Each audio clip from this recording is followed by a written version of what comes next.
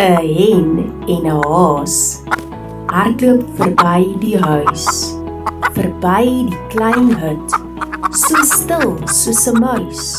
Op die plaas hop hulle deur hope hooi, met blye harte in die son so mooi.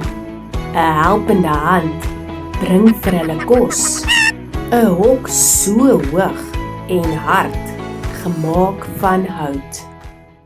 Groote lyk soos rugbypale, hoog daarbo, ja, so sterk. Kan jy dit glo? Kleine is die speler wat sy knie oplig. Hy skop die bal en doen sy plig. Verhoed, hand en heuning. H